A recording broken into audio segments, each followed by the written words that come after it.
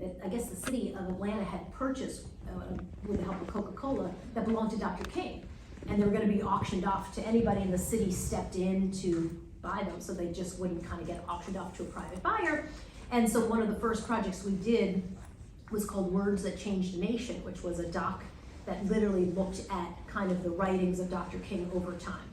And based on all of these artifacts that no one had ever really had a chance to see before.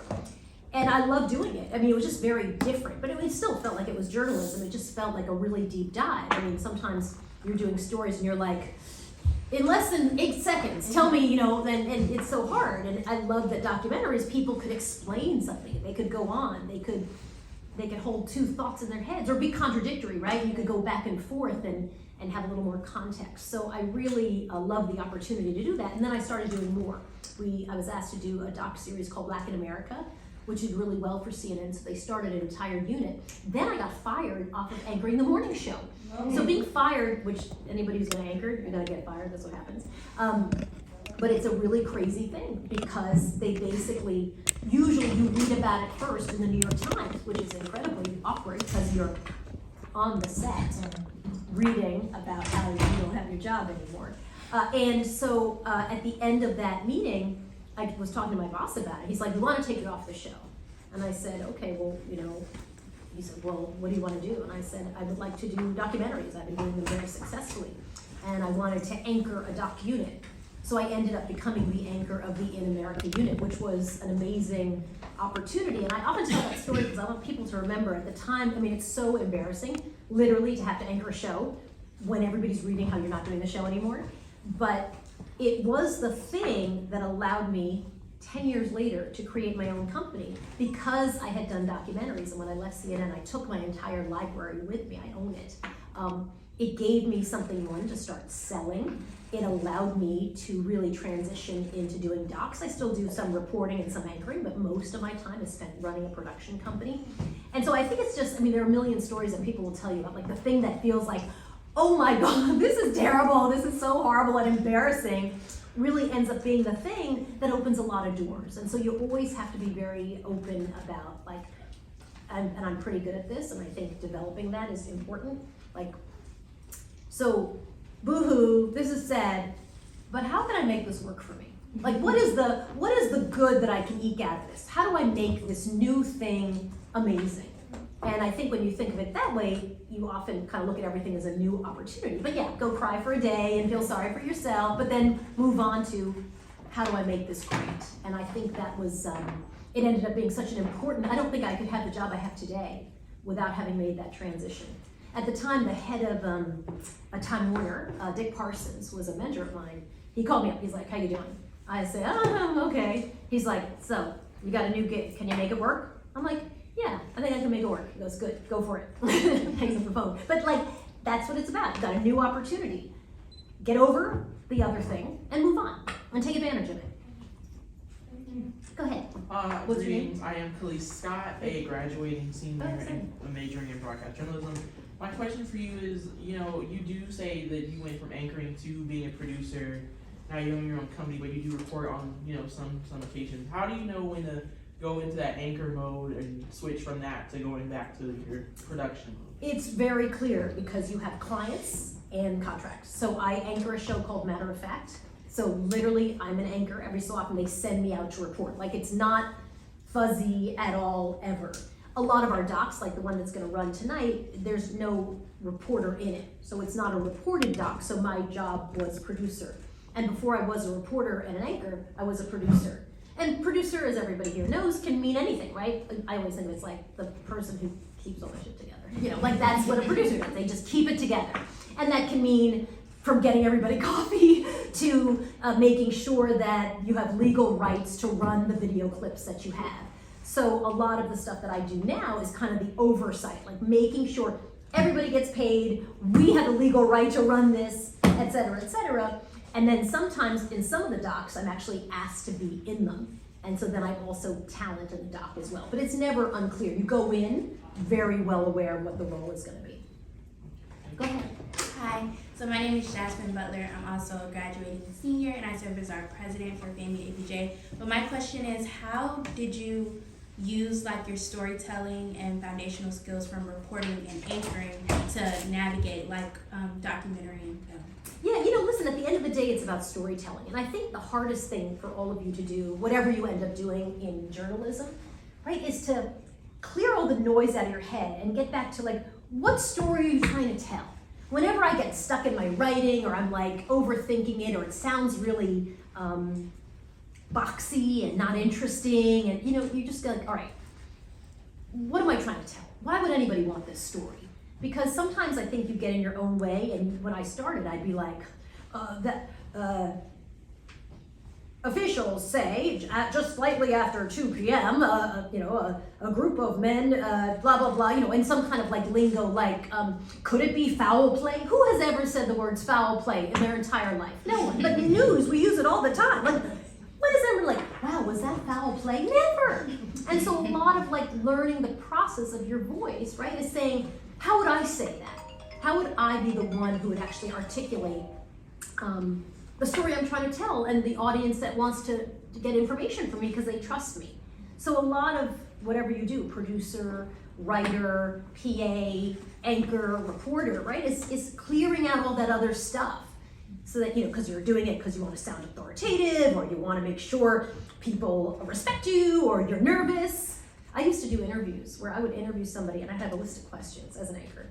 And they could have literally said at question 3, I killed my family yesterday. I'd be like, so anyway, tell me about how you prepared for the role, blah, blah. Like, I wouldn't listen at all to the answer because, I just was so nervous. And so a lot of it is like, what are you trying to bring to this? Well, bring yourself. How do you put yourself as a storyteller, as a conduit to the audience in there? And that's hard to do. It's really tricky.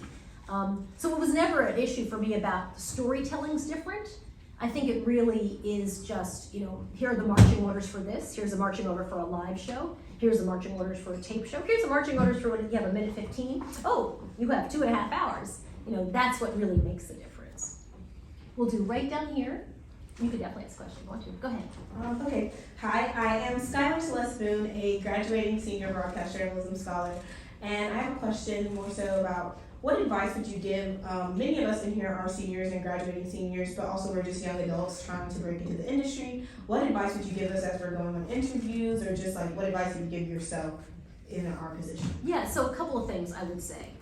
Number one, I really like the idea of leading with yes. I mean, I really think a lot of my success was, I was really happy. I'm happy to get coffee. I'm happy to do, you have to, especially for women of color and young men of color, you gotta make sure you're not the one who's always getting the coffee. You're not the one who's always cleaning up, but there is a bit of like, you're there to help out. And if you're helping out, there's a bit of quid pro quo. I used to get everybody lunch, and then I'd say to the producer, hey, could you help me with my scripts later? And he'd be like, of course. You're the woman who picks up lunch for me. Of course I'm gonna help you, right? Like there's this back and forth. I once had a young woman who was my intern, and she, when I was first starting at CNN, and she informed me her very first day of the internship, just want to let you know I don't get coffee, and I don't, and give me this list of what, and I really felt badly for her because I think someone told her, like, you walk in there and you make sure everybody knows that you're not doing this, and and I said to her, well, not a problem. You should know that I don't write letters of recommendation. Like, you gotta understand, it's a two-way street, right? And that's how it works. And you do have to watch to make sure you're not being taken advantage of. But you don't wanna walk in and say, I don't do this, I don't do that. I literally am happy to get anybody coffee at any time. I'm very good at it now because I spent a lot of my early career doing it. And so lead with yes, like say yes to interesting opportunities. I would say admit mistakes fast. Right? And I really like someone who says to me, I messed this up. I know we don't have time. Often in a newsroom, it's too busy. I screwed this up. It's my fault. We're super busy now. Can we meet later to talk about what I did wrong, just so I don't make that mistake again, right? Like, I just love someone who takes responsibility. I screwed it up. Yep, got it, no problem, let's move on. I would say write all the time. And also, if you want to do a podcast, start doing it. You want to anchor a show? You can anchor a show on your iPhone right now. 3 times a week, come up with a topic. My show is about what everybody eats for dinner at FAMU, right? Like, do a 4-minute show. There's no reason why you can't be practicing your craft. You're gonna find a whole bunch of things. For example, when I started anchoring, I used to do this. I don't know why. I turned my head like so far over. Weird. You find all these like crazy weird things that you do, and you want to do all these things 100 times before you say, wow, that's actually good. I'm going to put that on a reel. And then I would say network. One of the challenges, I think, is social capital. I didn't really know anybody in TV news. And so you really want to go to events. You want to introduce yourself to people. If you get an internship or a job, right, you want to make sure at the end you write a handwritten note, hey, I wanted to thank you. And then every single quarter, maybe every 3 months, you're sending a note. Hey, I was thinking of you today because that thing, remember that story that we worked on, or you gave me this great advice, whatever, and I wanted to let you know I put it into action today, blah, blah, blah, right? Or, oh my gosh, remember I told you I was trying to do such and such? It looks like I got the job. Whatever it is, every 3 months. Not enough to be a stalker, but enough to touch base so that a year in, when you want to have someone write a letter of recommendation or someone remember you, right? You're not calling cold and saying, do you remember me? I was your intern 5 years ago. You want them to be like, oh my God, I'm rooting for you. How great, amazing. Hey, I'm coming in. We have a lot of interns who call me and say, I'm going to be in for Christmas break. Can I come help out? I'm like, absolutely. I can give a couple people vacation. So we hire a bunch of people to come in and help us for the 2 weeks that they're off. Partly they're doing it to make some money, but really they're doing it to stay in rotation, right? So that we remember them. But if you expect that you're going to be able to call someone 3 years later and they're going to write you a good, but they're not. So networking and keeping up those connections, it's work. It literally, you need a little spreadsheet, right? Of like, this is what I want to do. Here are the people I want to be my mentor. And then the last thing I would say is like, find people who you want to have be your mentor and have some guts about asking. And people will turn you down and you have to kind of get a thick skin about like, yep, okay, they said no. I love the 15-minute coffee, right? Because 15 minutes is this much time.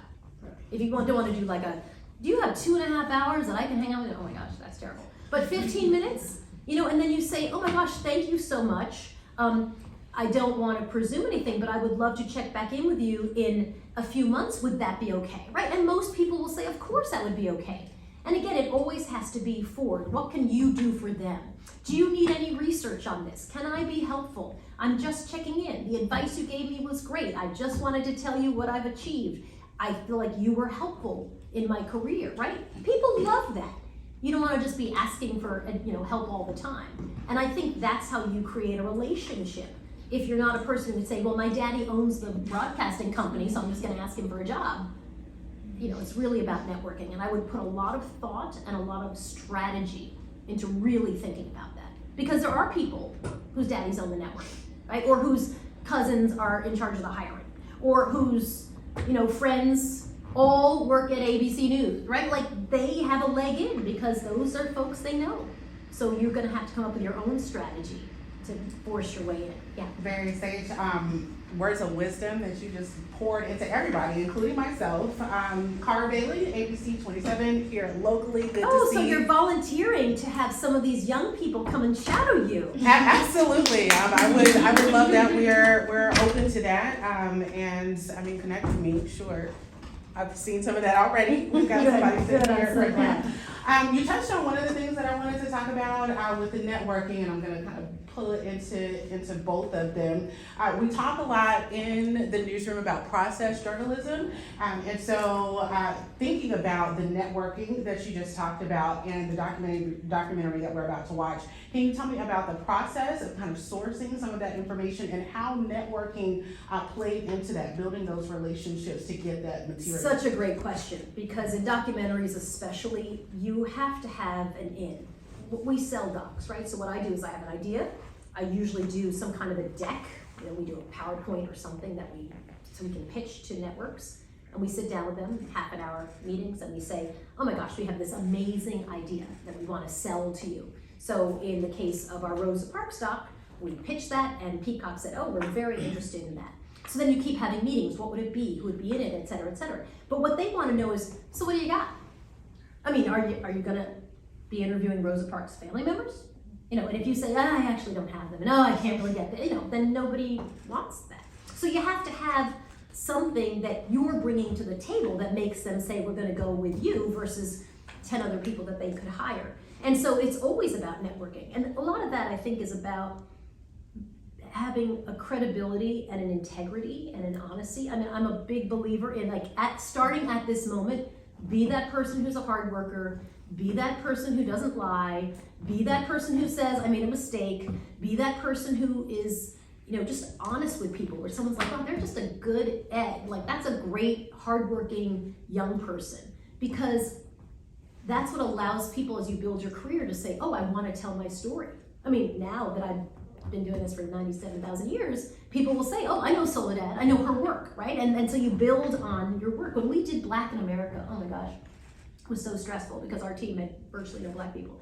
And I remember writing, I remember, you're not a New York shop. I remember writing, we were working on the script with my best friend who was a producer, and I said to her, I'm so nervous, I don't love some of these stories. And she's like, well, you're gonna be holding the bag. Like, you're the anchor of it, it's your voice. Everyone's gonna assume you edited it, you shot it, so make sure when it's your face that you are proud of what you're putting out. There is absolutely no, oh yeah, that wasn't me, that was Bob, he did that, right? Nobody cares, it is you. If it's your face, if you touch the ball, you are responsible for it. And so I really took that to heart, and I made sure, we rewrote a lot of that doc, we had some really good people on the team as well, but it was very stressful because it was like, the buck stops with me, there's no version, and people do this, as you well know, in TV news, right? Like, oh girl, that wasn't me, that was the editor messed that up, or so-and-so messed it up. It's like, no, every single thing lands on you. And I think thinking of it that way is really helpful in building a career where people respect you and want to work with you and then want to recommend you for other jobs. Thank you. Yeah. Go Hey, ahead. how you doing? I'm Robert Tucker. I'm a graduating senior as well. I had a couple of questions. Sure. So I remember you was referencing the importance of humility, how also balancing that work / position that you already have. So my direct question is, how do you create that balance of having the respect in whatever position you have while also being humble with certain tasks? And my second follow-up question is, what are the ways you all ensure you can receive the viewing of your desire? I remember you said you can start your own show and record 3 times a week. So how do you feel like you can gain that type of exposure with the work that you put out? Great, that's both great questions, and I'll start with the second one first. I think step one, when you're new, is to just do it. People will give me 100 reasons why they can't. And I'm like, literally, everybody and their mother has a podcast right now, Yes. right? It doesn't matter if 100 people watch it or 2 people, right? Listen, if you want to be a person who's doing podcasts, there is no reason why you're not doing one right now. You listen to a bunch, you're like, okay, I get the format. We're gonna do a podcast. I'm gonna grab 3 friends. We're gonna talk about sports, or we're gonna do a podcast where we dig into a mystery, or we're gonna do a podcast where we talk about books, whatever. By the time you finish that 6-episode podcast, one, it's good practice to do it.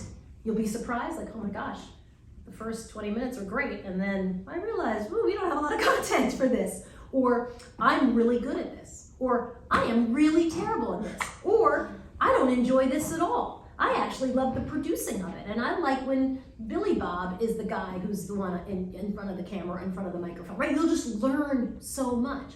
Even if it's your mom and your dad and your cousin listening to it or watching it, and they'll give you feedback. But you do so many of those, and now you've done a podcast. You've walked through and you have learned, or you do a little newscast, even if it's 4 minutes. You'll be like, wow, I should never wear that outfit again. Also, my hair is terrible, I need to change it. Also, I'm from Long Island, like, oh my God, I need to lose my Long Island accent. That is awful, right? Like, things show up. When I was starting, you didn't have iPhones, back when electricity was just being discovered. And so, you had to basically ask a cameraman to help you out and to record, right? And then you get, right? You get a chance, you go out in the field. Now you guys are just blessed. You have TV quality and you could do it every single night. So there's no reason why you shouldn't have done 100 shows, even if you and your mom and your cousin watched them, right? Nobody else, because you'll learn a lot in the process of what is good and how to find your voice. And then you also learn, I really like doing this. I'm good at doing this. Or I like doing this and I'm not very good at it, but I'm willing to really put the work in because I like it. Or, ugh, I really hate this part of it. And all that information is so helpful in creating your career. The question about humility, I think actually everybody knows. You're gonna be surprised in newsrooms, they're full of lots of people who don't have any humility. And I think you always win in the long run when you go in and you're kind to people, right? You literally go in and you're good to everybody. And you know the name of the janitor, because most people won't. And you know the name of the lady who's serving lunch if they have a lunchroom, because a lot of people won't. Right? And you're the one who's friendly to everybody, right? And you, no matter how you move up the ladder at every step, you're that person who everyone's like, you know what, you're just a great person, that everybody is rooting for you. And if anything goes wrong or you're having a rough go, someone gave me great advice once. And she said, when I started working in local news, it was very rough for me. I had come in from the network, but I'd never been on camera before. It was my first reporting job in San Francisco. And I remember walking by a bunch of people who were having a conversation in the hallway talking about the new affirmative action hire. And I was like, trying to meet people. So I'm like, hey, whatever. And then in the middle, I'm like, oh, it's me. I'm the new affirmative action. This is who they're kind of bashing. And I remember thinking, my girlfriend said, it was such good advice. She's like, walk in there every day like you just won the lottery. It confounds people, right? Great smile on your face. Listen, right now, everybody think you just won the lottery. You're like, okay, I can get that feeling, right? And you walk through the halls smiling and pleasant and happy and really work hard about not sharing like, wow, this is hard, I'm upset, I'm mad. It really is important because that face is what people see and what they want to invest in and who they want to pick and move along. Humility is, you know what it is. Yes. Especially I think for people of color, because a janitor's gonna be a black guy. Yeah, it's Right. crazy that you say that because my mother, even when I was like 5 years old, she told me that you should always talk to a janitor Always. the same way you talk to a CEO. I did a With respect and podcast love, so. about a woman who was murdered on the towpath in Georgetown.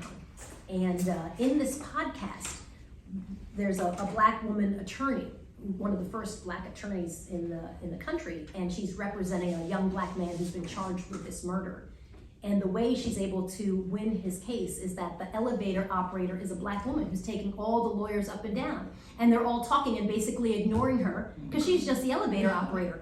And so every night she would go back, this is a true story, she would go back and tell the lawyer, like, here's what they're planning to do in the case, because they would talk about her like she wasn't even in the room.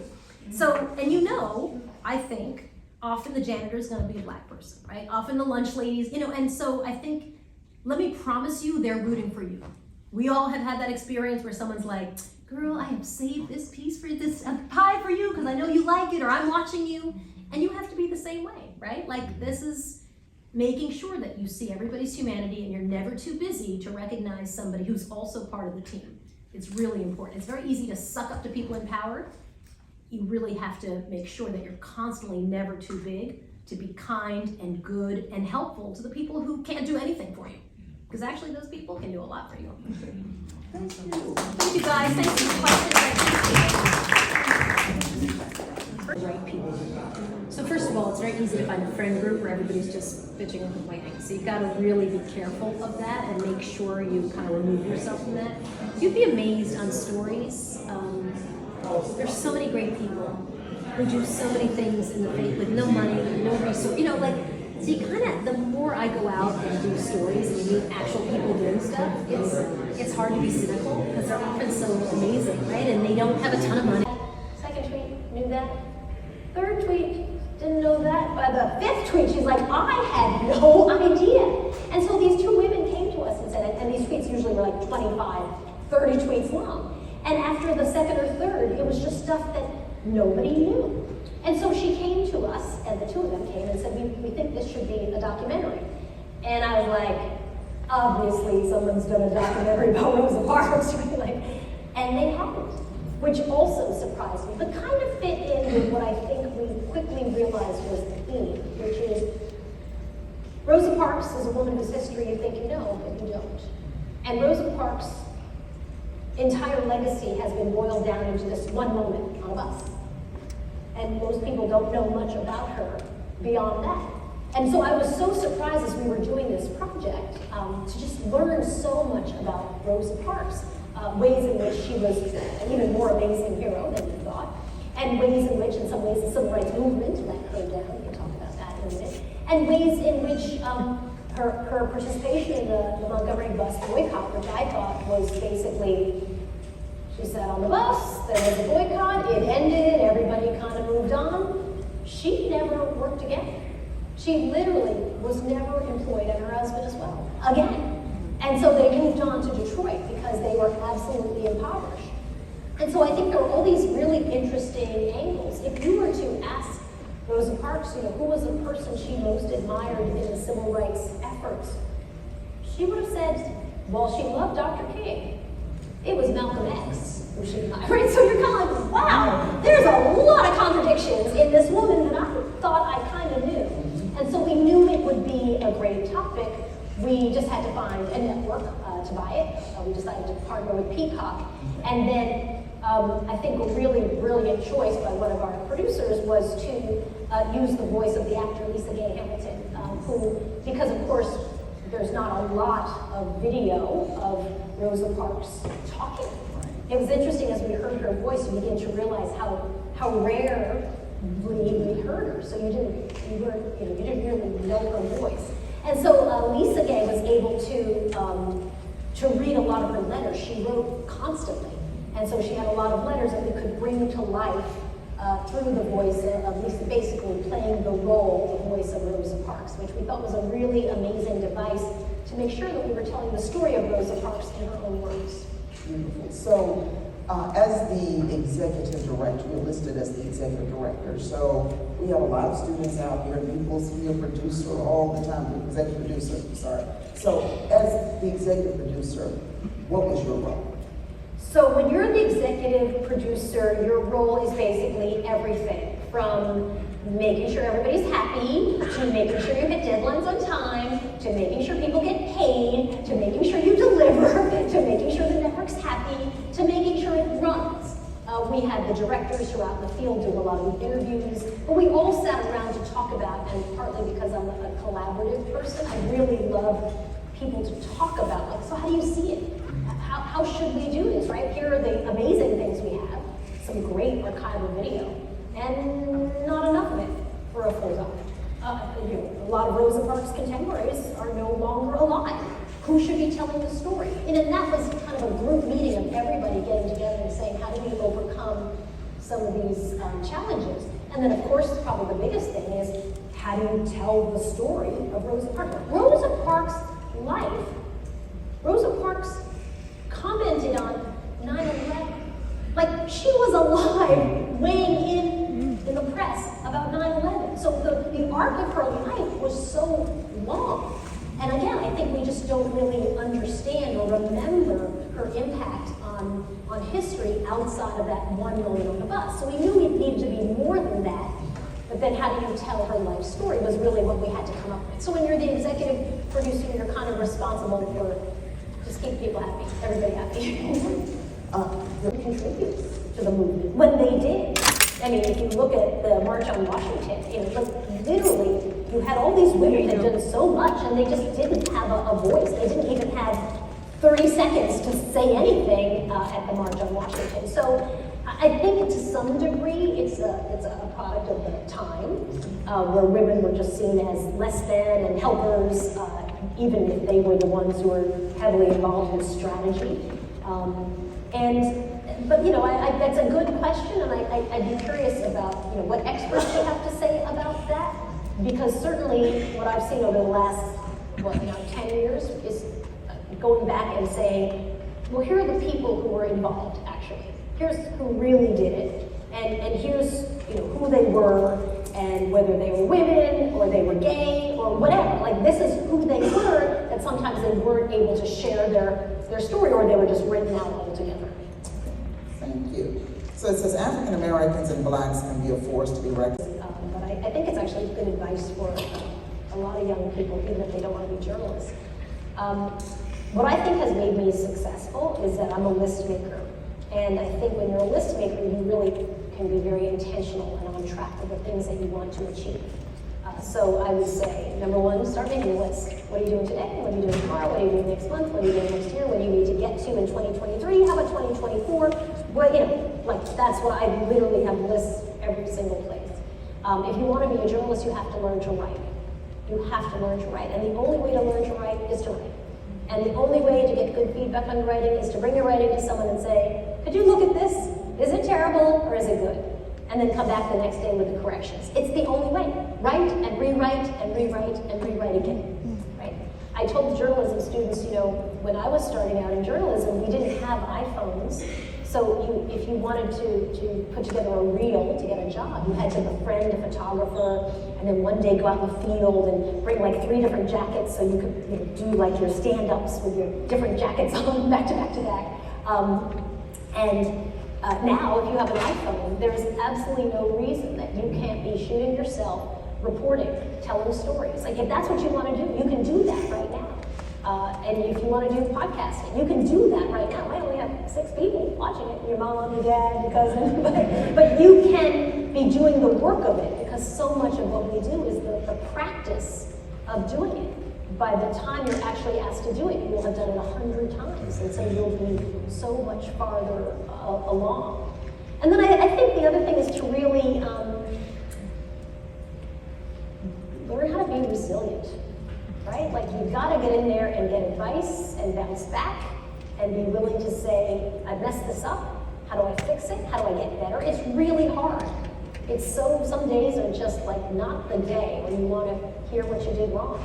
But you will go so much farther if you can find someone who say, I don't understand what I did wrong. Or I do understand what I do wrong. How do I fix it? How do I do better the next time? And I think students like that really end up moving ahead because people around you can see those who want to invest in getting better. Sometimes you have people who really can't take feedback. And what happens is people stop giving them feedback, right? They're like, I get it. You say you want feedback, but you don't want feedback. So I'm going to stop giving you feedback. But the people who can say, okay, I recognize that this can make me better. Can you help me? You will go so much farther. And I think by being, my mom used to say, my parents passed away a couple years ago, but my mom used to say whenever there was like bad news, she'd say, take 24 hours. Boo-hoo, cry about it, sit in your bed, eat a tired gallon of Baskin Robbins, whatever. But on the 25th hour, get out of bed and start making a list. What's next? What are the pros? What are the cons? How do I think about the next step? Like take that 24 hours to feel sorry for yourself. But then, the next day, move forward. And I think that's really great advice. Wallow and then move on.